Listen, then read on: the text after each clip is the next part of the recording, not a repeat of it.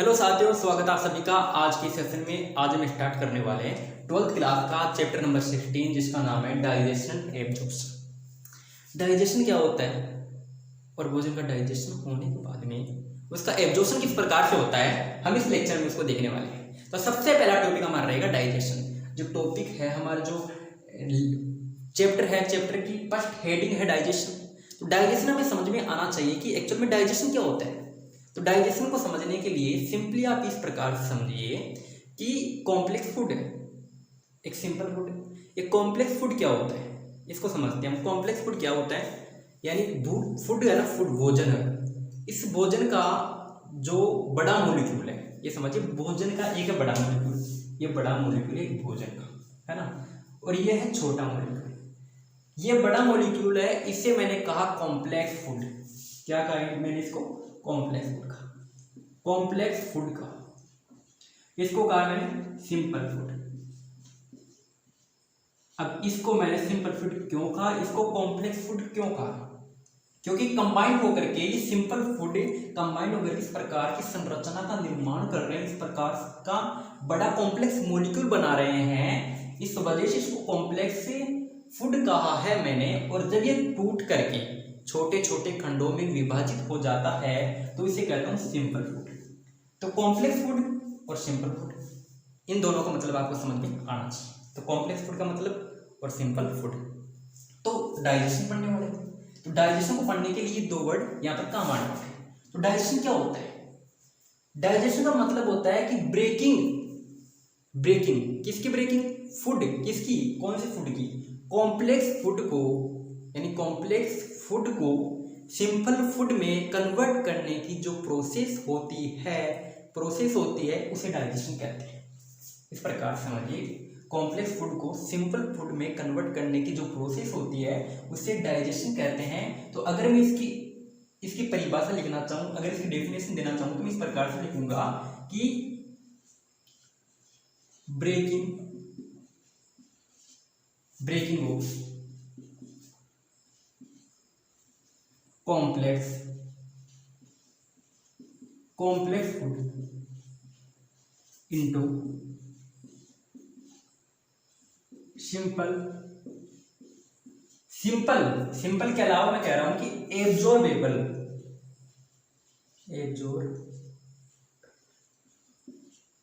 का मतलब होता है कि ऐसा सिंपल फूड जिसको आसानी से क्या किया जा सके, एब्जॉर्ब किया जा सके। इसलिए एब्जॉर्बेबल फॉर्म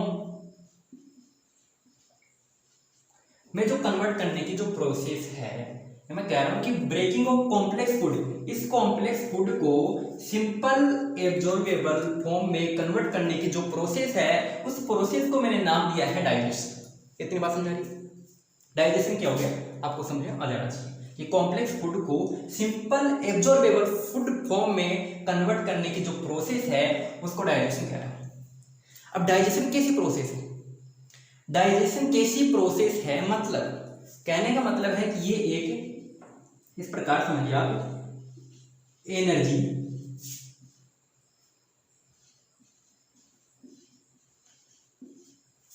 कंज्यूमिंग प्रोसेस है।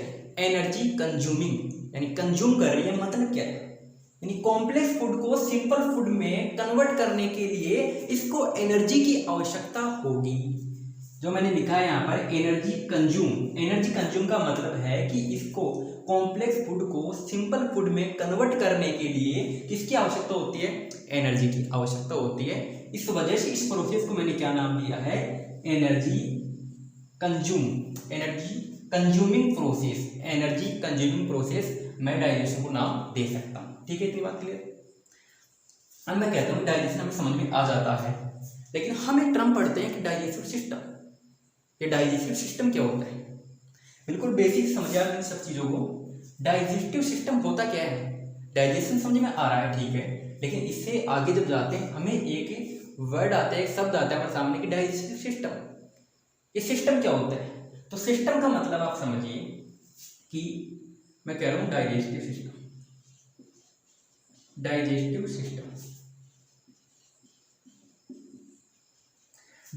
सिस्टम का मतलब होता है कि एलिमेंट्री कैनाल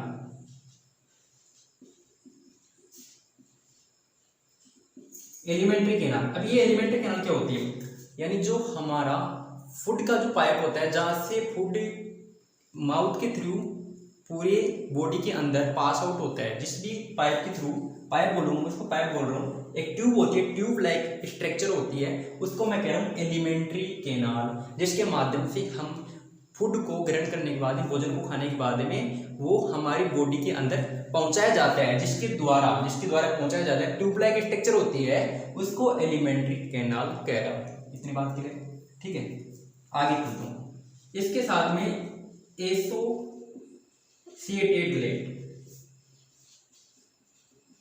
अब ऐसा नहीं है कि यहाँ पर एलिमेंट्री कैनाल है यानी ट्यूब लाइक स्ट्रक्चर ही नहीं है, हमारे डाइजेस्टिव सिस्टम में ट्यूब लाइक स्ट्रक्चर ही नहीं है, इस ट्यूब लाइक स्ट्रक्चर के अलावा भी कुछ जगह पर क्या पाई जाती है, एसोसिएटेड ग्लैंड्स पाई जाती है।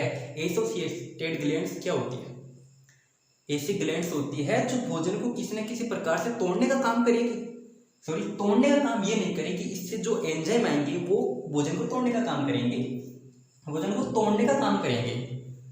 तो जो डाइजेस्टिव सिस्टम है, सिस्टम का मतलब होता है कि पूरा वो प्रोसेस उसके अंदर हो रहा है, जिसके अंदर ये पूरा प्रोसेस हो रहा है उसको मिला करके डाइजेस्टिव सिस्टम मैंने नाम दिया है। एक बार एलिमेंट्री कैनाल के बारे में आपको बता देता हूँ मैं। एलिमेंट्री कैनाल क्या होती है, एलिमेंट्री कैनाल क्या होती है, एलिमेंट्री कैनाल क्या होती है, एलिमेंट्री कैनाल होती है simple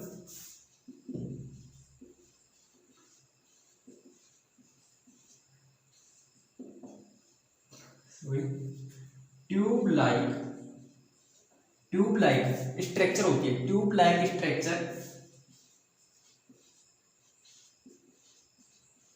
starting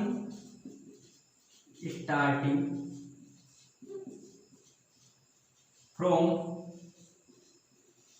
mouth to anus, यानी जहां से ये एलिमेंट्री कैनाल की शुरुआत होती है, एलिमेंट्री कैनाल की जहां से शुरुआत होती है उसे कहता हूं माउथ से शुरुआत हुई और एनस पर जाकर के क्या हो जाती है, खत्म हो जाती है। तो यहां से माउथ से लेकर एनस तक जो ट्यूब लाइक स्ट्रक्चर है उसको मैं नाम दे रहा हूं alimentary. Clear, alimentary canal clear है। एलिमेंट्री कैनाल के बाद में हम डाइजेस्टिव सिस्टम पूरी तरीके से समझ चुके हैं। डाइजेस्टिव सिस्टम होता क्या है, डाइजेस्टिव सिस्टम क्या होता है और डाइजेशन क्या होता है, सिंपल समझिए आप इस चीज को, बिल्कुल क्लियर है।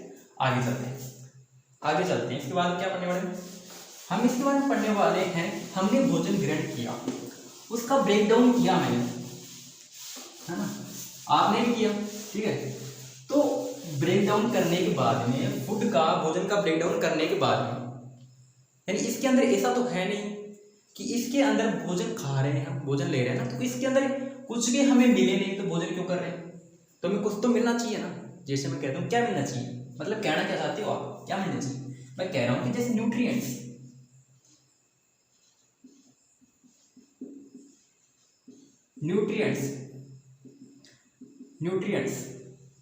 यानी भोजन के अंदर क्या होते हैं, न्यूट्रिएंट्स होते हैं, और उन न्यूट्रिएंट्स के माध्यम से हमें क्या मिलती है, ऊर्जा मिलती है। समझ रहे हो बात को, भोजन क्यों करते हैं, ऊर्जा के लिए करते हैं। ऊर्जा कहाँ से आती है, न्यूट्रिएंट्स, यानी कंबाइंड फॉर्म में क्या किया मैंने, न्यूट्रिएंट्स क्या है, देखो न्यूट्रिएंट्स को एनसीईआरटी ने दो भागों में डिवाइड किया है। न्यूट्रिएंट्स क्या है, दो भागों में डिवाइड किया है एनसीईआरटी का नाम देखिए भैया, ये बात ऐसी है कि यहाँ पर इसको दो भागों में कन्वर्ट किया जा रहा है, आप ध्यान से समझिए इस चीज को। पहला है मैक्रो न्यूट्रिएंट्स, एक मैक्रो न्यूट्रिएंट्स, मैक्रो यानी बड़ा होता है, न्यूट्रिएंट बड़ा न्यूट्रिएंट, ठीक है। दूसरा है micro nutrients,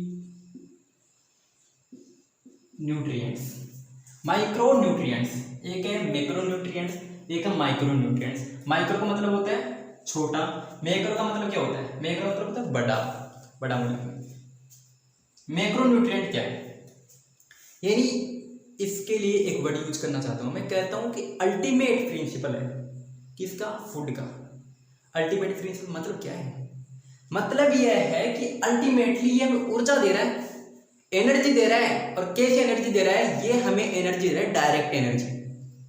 ultimate principle of food कह रहा हूं मैं, क्यों कह रहा हूं इसको अल्टीमेट प्रिंसिपल ऑफ फूड, क्यों इसलिए कह रहा हूं कि ये हमें क्या दे रहा है, डायरेक्ट एनर्जी दे रहा है। क्या दे रहा है हमें, डायरेक्ट एनर्जी दे रहा है, डायरेक्ट एनर्जी, डायरेक्ट एनर्जी दे रहा है। कौन दे रहा है, मैक्रोन्यूट्रिएंट दे रहा है। मैक्रोन्यूट्रिएंट अगर डायरेक्ट एनर्जी दे रहा है, डायरेक्ट एनर्जी दे रहा है, तो आप इसको जानना चाहोगे कि इसके अंदर कौन कौन से मॉलिक्यूल होते हैं जो हमें डायरेक्ट एनर्जी दे रहे हैं। आप इसको जानना चाहोगे कि इसके अंदर कौन कौन से ऐसे मॉलिक्यूल है जो हमें क्या दे रहे हैं, डायरेक्ट एनर्जी दे रहे हैं। तो मैंने बोला कि भाई बता देते हैं, क्या है काम बताना तो बताना पड़ेगा, ठीक है। तो मैंने कहा कि वो बता देते हैं, चलो कोई बात नहीं। एक कहता हूं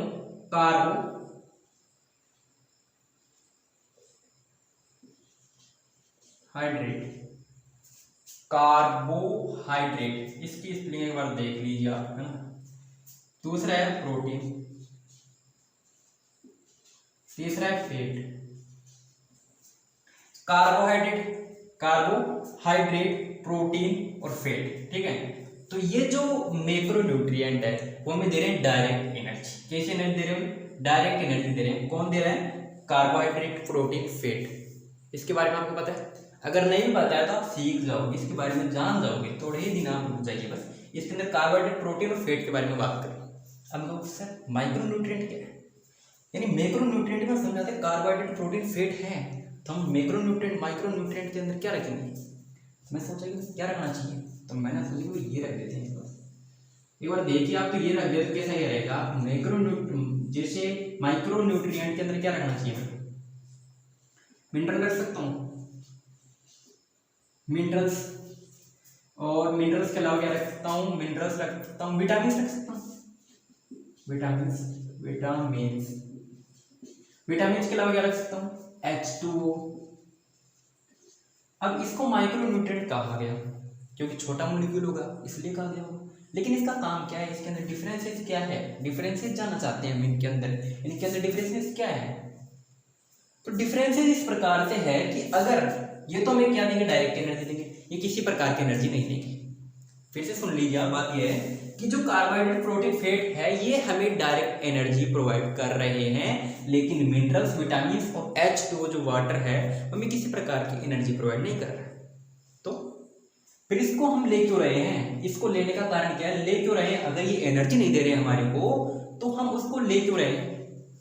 तो ये भी बात अच्छी, अगर मिनरल, विटामिन और H2 ये सब चीजें नहीं ली जाए, ले इसलिए रहे हैं क्योंकि ये इस वजह से एनर्जी के लिए काम में नहीं आते हैं, लेकिन कुछ ऐसे कार्य होते हैं जो सिर्फ विटामिन की वजह से होंगे, विटामिन की सहायता से होंगे, कुछ ऐसे कार्य हैं जो मिनरल्स की वजह से होंगे, कुछ ऐसे हैं जो पानी के अंदर चाहिए, लेकिन एनर्जी का पार्ट दूसरा है। लेकिन अगर ये यहाँ पर उपस्थित नहीं होते हैं हमारे भोजन में, विटामिन, मिनरल और जल यानी H2, तो आप ये समझिए इसके अंदर क्या हो सकता है, अगर ये उपस्थित नहीं है तो क्या हो सकता है, डेफिशिएंसी आ सकती है।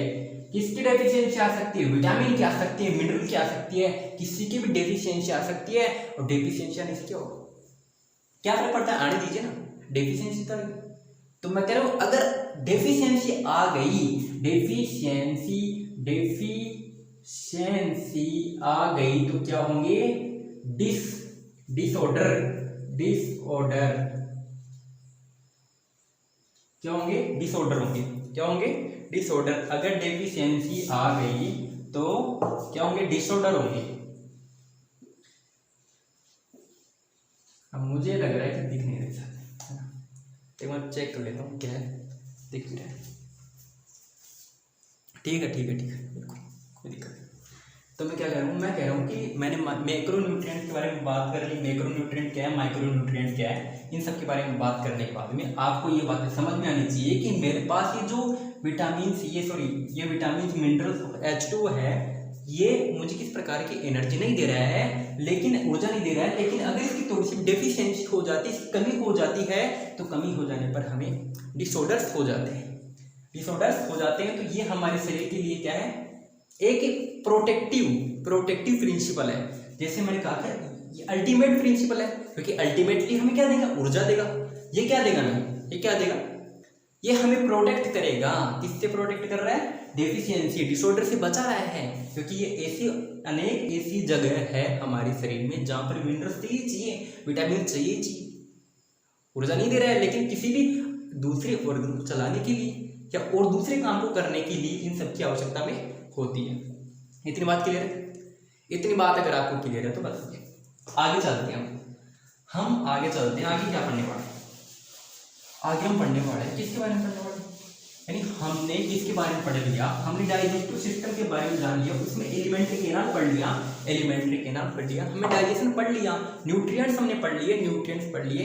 तो अब एक नया टॉपिक स्टार्ट करते हैं, नया ही टॉपिक स्टार्ट करते हैं। मतलब क्या है, मतलब यह है कि हम हिस्टोलॉजी पढ़ने वाले हैं। तो किसकी हिस्टोलॉजी किसकी है, हिस्टोलॉजी एलिमेंट्री कैनाल की। यानी हिस्टोलॉजी मतलब क्या है, हिस्टोलॉजी का मतलब है कि एलिमेंट्री कैनाल किस प्रकार से दिखती है, दिखती कैसी है एलिमेंट्री कैनाल, उसके अंदर कुछ लेयर्स वगैरह होती है नहीं होती, उसको जानिए। तो हिस्टोलॉजी पढ़ेंगे, किसकी हिस्टोलॉजी पढ़ रहे हैं, histology of alimentary canal, alimentary canal.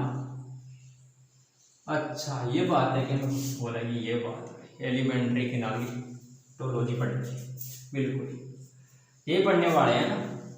तो इसको समझने के लिए मैं कुछ चीजें आपको बता ही देता हूँ। देखो यहाँ पे मैं कहता हूँ, देखो एलिमेंट्री कैनाल के बारे में पढ़ने वाले। एलिमेंट्री कैनाल कहाँ से कहाँ तक थी, माउथ से लेकर एनस तक थी। ये पढ़ा अभी थोड़ी देर पहले पढ़ रहे हैं हमने चीज। तो अगर माउथ से लेकर के एनस तक है तो उसके अंदर कौन कौन सी लेयर्स पाई जा रही हैं, तो उसके अंदर 4 लेयर पाई जाएंगी। सबसे पहली है इनर, अंदर से बात कर रहा हूँ, अंदर की तरफ है पहले, सबसे अंदर की तरफ कौन सी है, वहां से बात कर रहा हूँ, अंदर की तरफ, सबसे अंदर की तरफ कौन सी है, उससे बाहर, उससे बाहर, उससे बाहर, सबसे बाहर। तो मैं क्या बोल रहा हूँ, सबसे अंदर की तरफ होती है म्यूकोसा। अच्छा म्यूकोसा पहली लेयर होगी, है ना। दूसरी है सब म्यूकोसा, दूसरी कौन सी है, सब म्यूकोसा। अच्छा तीसरी कौन सी है, तीसरी है मस्क्यूलेरिस, मस्क्यूलेरिस। फोर्थ है सीरोसा। अच्छा इसके बारे में पढ़ने वाले हैं। तो हम क्या पढ़ने वाले, हम पढ़ रहे हैं म्यूकोसा के बारे में, सब म्यूकोसा के बारे में, हम पढ़ रहे हैं मस्कुलेरिस के बारे में, सीरोसा के बारे में पढ़ने वाले हैं। तो हमें एक बेसिक एक डायग्राम के माध्यम से इस बात को समझने का प्रयास करते हैं। तो चलो शुरुआत करते हैं, वेट की शुरुआत करें। वैसे डायग्राम पर कोई ध्यान बस इतना रखिए कि बात समझना है, और जो भी चीज ये पहली लेयर है। पहली लेयर मतलब क्या है, यानी सब, ये हम पहले पढ़ेंगे सब पहले म्यूकोसा के बारे में, म्यूकोसा के बारे में पढ़ने वाले। म्यूकोसा के अंदर भी, म्यूकोसा के अंदर भी अनेक लेयर पाई जाती है। जिस प्रकार से मैं बता रहा हूं, सबसे पहले वाली लेयर होती है, सबसे पहले वाली लेयर होती है कौन सी,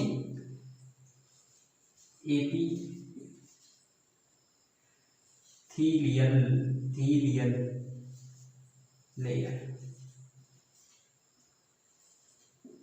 एपिथेलियल लेयर पहली लेयर होती है एपिथेलियल। दूसरी लेयर होती है, हम किसकी बात कर रहे हैं, हम बात कर रहे हैं किसकी बात कर रहे हैं, हम बात कर रहे हैं म्यूकोसा की। किसकी बात कर रहे हैं, म्यूकोसा की बात कर रहे हैं, म्यूकोसा की बात करें। म्यूकोसा के अंदर है एपिथेलियल लेयर। पहली लेयर कौन सी है, एपिथेलियल। दूसरी कौन सी है, दूसरी है लेमिना,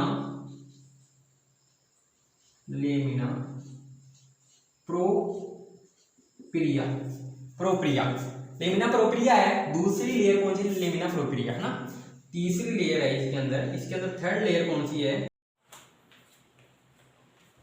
तो हम किसके बारे में जान रहे हैं, थर्ड लेयर के बारे में। हाँ कुछ मिस्टेक हो गई थी ना, इस वजह से रुक गया था। थर्ड लेयर कौन सी है, थर्ड लेयर के बारे में जानने वाले हैं, यानी म्यूकोसा की थर्ड लेयर, म्यूकोसा की भी थर्ड लेयर। हुआ क्या बात है, यानी म्यूकोसा की थर्ड लेयर पढ़ने वाले हैं हम किसके बारे में पढ़ने वाले, म्यूकोसा की थर्ड लेयर के बारे में पढ़ने वाले। म्यूकोसा की थर्ड लेयर कौन सी है, म्यूकोसा की थर्ड लेयर है मस्क्यूलेरिस इंटरना, इंटरना, ठीक है। मस्क्यूलेरिस इंटरना, मस्क्यूलेरिस इंटरना, इन तीनों को मिला करके, इन तीनों को मिला करके मैं क्या नाम दूंगा? म्यूकोसा नाम दूंगा, सिंपली बस म्यूकोसा, ठीक है। यानी क्या है ये तीनों लेयर मिला के क्या नाम दे रहा हूँ? म्यूकोसा नाम दे रहा हूँ, ठीक है। इसके बाद में आती है, इसके बाद में आती है कौन सी लेयर आती है? इसके बाद में, इसके बाद में आती है, इसके बाद में कौन सी आती है? सब म्यूकोसा, म्यूकोसा कौन सी आती है? सब म्यूकोसा। और सब म्यूकोसा के बाद में आती है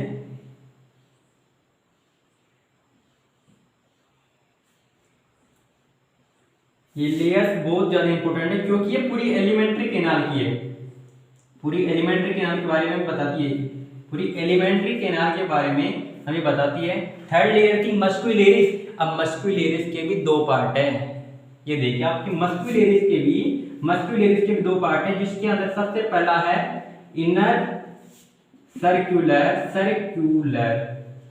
मसल, इनर सर्कुलर मसल है। और दूसरा कौन सा है? दूसरा कौन सा है? तो आप बोलोगे आउटर होगा। पहला अगर इनर है तो दूसरा आउटर होगा, सिंपल सी बात है। अगर पहला इनर है तो दूसरा क्या होगा? आउटर होगा। बिल्कुल सही बोला आपने, बिल्कुल सही बोला, outer. Longitudinal muscle, outer longitudinal muscle, inner circular muscle, इन दोनों को मिलाकर के मैं क्या नाम दे रहा हूं? मस्क्यूलेरिस नाम दे रहा हूं। क्या नाम दे रहा हूं? मस्क्यूलेरिस नाम दे रहा हूं। क्या नाम दे रहा हूं उसको मैं?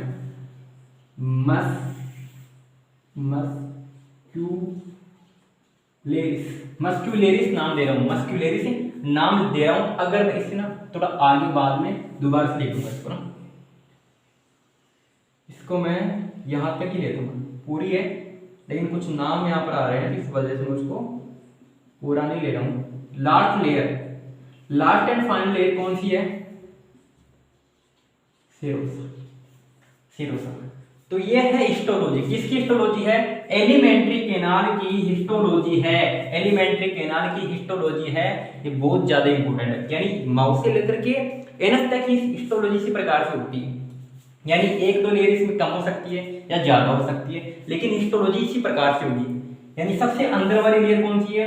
एपिथेलियल लेयर है म्यूकोसा की, यानी सबसे अंदर कौन सी? म्यूकोसा है। फिर उसके बाद में कौन सी आती है? उसके बाद सब म्यूकोसा आती है। उसके बाद में कौन सी आती है? उसके बाद में मस्क्यूलेरिस आती है। और उसके बाद में आती है सीरोसा, यानी अंदर से बाहर की तरफ चल रहे हो, अंदर से बाहर की तरफ समझते हुए चल रहे सभी बात को ना। तो सीरोसा, मस्क्यूलेरिस, म्यूकोसा, सब म्यूकोसा। इसके बारे में कुछ बेसिक चीज जान लेते हैं, एक बार इसके बारे में जान लेते हैं। ये लेयर होती क्या है? अगर कुछ काम भी तो करती होगी ना। यानी ये तो नाम दिया सिंपली मैंने कि लॉन्गिट्यूडिनल मसल, ये inner circular muscle, outer longitudinal muscle, इसको मिला करके मैंने कहा कि ये मस्क्यूलेरिस है, ठीक है। अब मैंने इसको कहा म्यूकोसा के बारे में मस्क्यूलेरिस इंटरना, लेमिना प्रोपिलिया, और इसके बाद में एपिथेलियल लेयर, इन सबको मिला करके म्यूकोसा नाम दिया।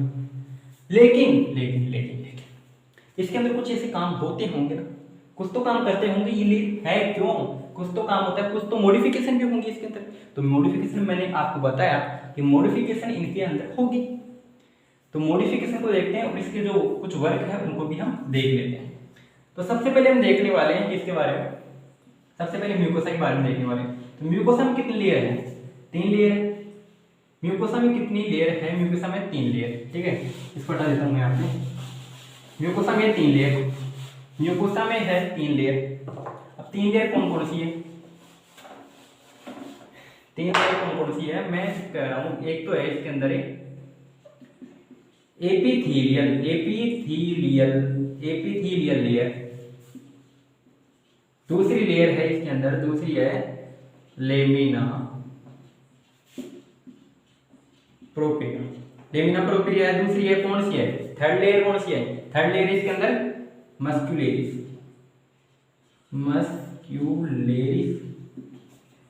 इंटरना। ये होती है म्यूकोसा के बारे में बात। ठीक है, इसके बारे में बात होगी। म्यूकोसा के अंदर ये 3 लेयर आती है। दूसरी बात करता हूं मैं सब म्यूकोसा की बात। सब म्यूकोसा के बारे में बात करता हूँ। सब म्यूकोसा कौन सी है? अभी सब म्यूकोसा इससे बारहवां लेयर थी, तो ये क्या करती है? इसके अंदर पाई जाती है मुख्यतः ब्लड वेसल्स से, ब्लड वेसल्स पाई जाती है। इसके अंदर पाई जाती है सभी म्यूकोसा के अंदर ब्लड वेसल्स पाई जाती है। इसके अलावा इसके अंदर क्या पाई जाती है? नर्व सेल्स पाई जाती है। और इसके अलावा इसके अंदर क्या पाई जाती है? ग्लैंड्स पाई जाती है। यानी जो ग्रंथियां होगी किसके अंदर होगी? सब म्यूकोसा के अंदर। ब्लड वेसल्स, नर्व, ये सब किसके अंदर पाई जाती है? सब म्यूकोसा लेयर के अंदर पाई जाती है। इसके बाद में आती है, इसके बाद में ये मस्क्यूलेरिस, मस्क्यूलेरिस। इसके बाद में थर्ड लेयर कौन सी थी? मस्क्यूलेरिस के बारे में। मस्क्यूलेरिस किससे मिलकर बनी थी? एक थी इनर सर्कुलर मसल। दूसरी कौन सी थी? दूसरी थी आउटर लॉन्गिट्यूडनल मसल। ये दोनों लेयर मिलकर के क्या बना रही थी? मस्क्यूलेरिस का निर्माण कर रही थी। ये फर्स्ट लेयर में बात हो गई, ये सेकंड हो गई, ये थर्ड हो गई, और फोर्थ है। फोर्थ कौन सी है? फोर्थ कौन सी है? सीरोसा। इसका बेसिक कंपोजिशन इस प्रकार से देखिए आप, ये किससे बनी होती है? ये बनी होती है कनेक्टिव टिश्यू, कनेक्टिव टिश्यू और प्लस मीजोथीलियल। मीजोथीलियल, ये मीजोथीलियल क्या है? ये आती है मीजोथीलियल क्या है? ये टिश्यू, सिंपली टिश्यू। जो टिश्यू वाला चैप्टर हमारा 7th चैप्टर होगा शायद, 7th वाला चैप्टर शायद, उस इसके अंदर पढ़ने वाले हैं कनेक्टिव टिश्यू क्या होता है, टिश्यू के बारे में। इसके बारे में समझिए। एपिथेलियल, ये भी एक प्रकार का टिश्यू है। कौन सा टिश्यू है? लेकिन ये टिश्यू है एपिथेलियल। एपिथेलियल वाला लेयर है, इसको मीजोथेलियल नाम दिया गया है। एनसीईआरटी में ये वर्ड लिखा हुआ है मीजोथेलियल। मीजोथेलियल लेयर के बारे में लिखा हुआ है। मीजोथेलियल किसकी होती है? सीरोसा की होती है। ठीक है, तो हमने किसके बारे में पढ़ा? हिस्टोलॉजी के बारे में पढ़ रहे थे। हमने पढ़ा है कि इसके अंदर जो एलिमेंट्री कैनाल है, एलिमेंट्री कैनाल की हिस्टोलॉजी में 4 लेयर होती है। पहला है म्यूकोसा, दूसरी है सब म्यूकोसा, तीसरी है मस्क्यूलेरिस, और फोर्थ है सीरोसा। तो हमने इन सबके बारे में जान लिया। सबके बारे में जानने के बाद हम देखते हैं कि कुछ जगह पर इन लेयर्स के अंदर मॉडिफिकेशन होते हैं। मॉडिफिकेशन का मतलब क्या है? यानी या तो ऐसा हो सकता है कि किसी लेयर, किसी भी पार्ट के अंदर जाकर के, एलिमेंट्री कैनाल की किसी भी जगह पर जाकर के, या तो इसके अंदर कोई ऑर्गन ऐड हो जाए, या नई से कोई लेयर आके ऐड हो जाए, या उसके अंदर से वो लेयर हट जाए। इस प्रकार से आप समझिए इस बात को। मैं क्या कहना चाहता हूँ? मैं कहना चाहता हूँ कि इसके अंदर क्या हो सकती है? कुछ मॉडिफिकेशन हो सकती है। मॉडिफिकेशन किस प्रकार से हो सकती है, इस बात को समझना बहुत जरूरी है। इस बात को समझना बहुत जरूरी है कि मॉडिफिकेशन किस प्रकार से हो सकती है। ये मॉडिफिकेशन के बारे में पढ़ते हैं। तो मॉडिफिकेशन किसके पढ़ रहे हैं?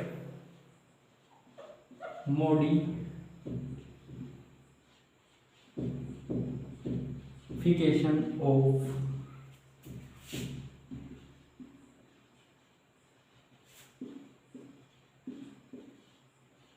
Alimentary canal. ठीक है, किसकी मॉडिफिकेशन पढ़ रहे हैं? एलिमेंट्री कैनाल की मॉडिफिकेशन पढ़ रहे हैं। सबसे पहले मैं बात करता हूं इन स्टोमक। सबसे पहले स्टोमक के अंदर इसकी मॉडिफिकेशन पाई जाती है। अब किस प्रकार से इसकी मॉडिफिकेशन पाई जाती है? जो सीरोसा होती है, जो मस्क्यूलेरिस होती है, मस्क्यूलेरिस के अंदर एक इनर लेयर होती है, एक आउटर लेयर होती है। इन इनर और आउटर के बीच के अंदर, इस इनर और आउटर के बीच के अंदर एक मसल पाई जाती है, लेयर पाई जाती है, ओब्लिक मसल। एक मसल पाई जाती है, ओब्लिक मसल पाई जाती है। किसके अंदर पाई जाती है? स्टोमक के अंदर इनर और आउटर लेयर। एक आउटर कौन सी है? Outer longitudinal. इनर कैसी है? इनर है सर्कुलर लेयर। इन दोनों के बीच में कैसी मसल पाई जाती है? ओब्लिक मसल पाई जाती है। स्टोमक की बात कर रहा हूं। आगे बात करता हूं सेकंड नंबर पर क्या होता है? इंटेस्टाइन। इंटेस्टाइन की बात कर रहा हूँ। इंटेस्टाइन के अंदर क्या होता है? इंटेस्टाइन के अंदर पाए जाते हैं फोल्ड। क्या पाए जाते हैं? इंटेस्टाइन के अंदर पाए जाते हैं फोल्ड। फोल्ड लाइक स्ट्रक्चर होती है, यानी फोल्ड लाइक स्ट्रक्चर मतलब क्या है? मतलब है कि finger like projection. Finger like projection, finger like projection है। इन फिंगर लाइक प्रोजेक्शन को, इन फिंगर लाइक प्रोजेक्शन कौन सी लेयर के अंदर पाए जा रहे हैं? म्यूकोसा के अंदर। म्यूकोसा के अंदर पाए जा रहे हैं, म्यूकोसा के अंदर पाए जा रहे हैं। इसको मैं क्या नाम दे रहा हूं? माइक्रोविलाई। माइक्रोविलाई। ये माइक्रोविलाई किस प्रकार से होते हैं? इस प्रकार से ये होते हैं फिंगर लाइक प्रोजेक्शन। ये देखो फिंगर लाइक प्रोजेक्शन, इस प्रकार से फिंगर लाइक प्रोजेक्शन होते हैं। इन फिंगर लाइक प्रोजेक्शन कौन सी लेयर में होते हैं? म्यूकोसा में होते हैं, इंटेस्टाइन की म्यूकोसा लेयर के अंदर। इसको मैं नाम देता हूं माइक्रोविलाई। इसको मैं नाम देता हूं माइक्रोविलाई नाम देता हूं। आगे भी किसी बारे में बात करने वाला हूं, स्टोमक के बारे में ही बात करने वाला हूं। अभी मैंने इसके इनर और आउटर के बारे में बात की थी। अब इसके बारे में बात कर रहा हूं कि इसके अंदर भी, स्टोमक के अंदर भी क्या होता है? स्टोमक के अंदर भी, इसके अंदर भी क्या पाए जाते हैं? इरेगुलर फोल्ड पाए जाते हैं। किसके अंदर? स्टोमक के अंदर। फिर से एक बार स्टोमक ले रहा हूं। ये हो चुका है। अब दोबारा से फिर से एक मॉडिफिकेशन और रह गई है। किसके अंदर? स्टोमक के अंदर एक मॉडिफिकेशन और है। उस मॉडिफिकेशन को मैं देख रहा हूं। तो इसके अंदर क्या है? इरेगुलर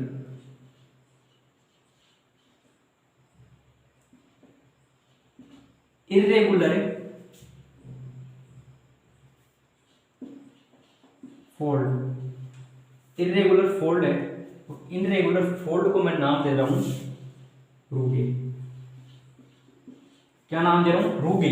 रूगे नाम दे रहा हूं किसको? इरेगुलर फोल्ड को रूगे नाम दे रहा हूं। जो किसके अंदर बात, किसके अंदर है? स्टोमक के अंदर। स्टोमक के अंदर है क्या है? Irregular fold. इरेगुलर फोल्ड है किसके अंदर? स्टोमक के अंदर है, जिसे मैं रूगे नाम दे रहा हूं। यह एनसीईआरटी में आपको मिल जाएगा बिल्कुल आसानी से। इंटेस्टाइन के बारे में बात करते हैं। इंटेस्टाइन के बारे में क्या बात है? जो ये सब म्यूकोसा लेयर होती है। अच्छा जी, सब म्यूकोसा, सभी म्यूकोसा जो लेयर होती है, इसकी सभी म्यूकोसा लेयर के अंदर है, इसके सभी म्यूकोसा लेयर के अंदर, ये सब म्यूकोसा लेयर है, उसके अंदर देखिए आप, क्या बताऊं आपको, इसके अंदर क्या होता है? ग्लैंड होती है। क्या होती है? ग्लैंड होती है। अभी ग्लैंड होती है तो ग्लैंड का नाम क्या है? जानना जरूरी है ना। ग्लैंड का नाम क्या है? ग्लैंड होती है, चलो ठीक है मान लेते हैं ग्लैंड है। ग्लैंड कौन सी है? ग्लैंड है बुर्नस ग्लैंड। बहुत इंपॉर्टेंट, बुर्नस ग्लैंड। जो बस अब ये बुर्नस ग्लैंड आपके 10-15 बार आने वाली है इसी चैप्टर में, तो आप इसको तो नाम याद रख ले। बुर्नस ग्लैंड कहां पर पाई जाती है? इंटेस्टाइन के अंदर पाई जाती है। तो इसका जो प्रीवियस ईयर में क्वेश्चन भी आ चुका है नीट में, तो आप इसको ध्यान में रखोगे। तो आज हमने क्या पढ़ा है? हमने पढ़ा है हिस्टोलॉजी के बारे में, डाइजेशन होता क्या है, सिंपल डाइजेशन को समझा है। तो इन सब चीजों को समझने के बाद में आगे में स्टार्ट करने वाले हैं, हम पढ़ेंगे डाइजेस्टिव सिस्टम के जो पार्ट्स होते हैं वो कौन कौन से होते हैं। तो आज के लिए सिर्फ इतना ही, मिलते हैं अगले लेक्चर में।